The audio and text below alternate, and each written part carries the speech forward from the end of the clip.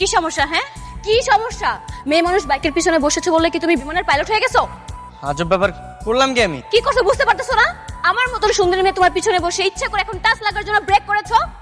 আরে আসছে আমার সুন্দরী মেয়ে, সুন্দর, নিজের কাছে নিজের সুন্দর লাগে, বুঝো না? সারাদিন তো করো মেকআপ। এর পর থেকে যদি কখনো দেখেছি তুই আমার দিকে তাকিয়ে আছিস তোর চোখগুলো আমি তুলে। আচ্ছা আচ্ছা আচ্ছা, আমি আর করবো না।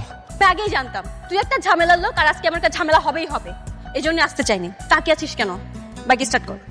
আজকে যদি বাবার বাইকটা স্টার্ট না হয়েছে না, তোর খবর আছে। আরে তোমার বাবা এইসব বাইক চালায় কেন? হ্যাঁ, তোমার বাবার সাথে এই বাইক যায়? একটা স্কুটার কিনতে বলো, এই বাইক বিক্রি করে একটা ভাঙ্গার কিনতে বলো। আসছে, আমি দেখতেছি স্টার্ট হয় কিনা।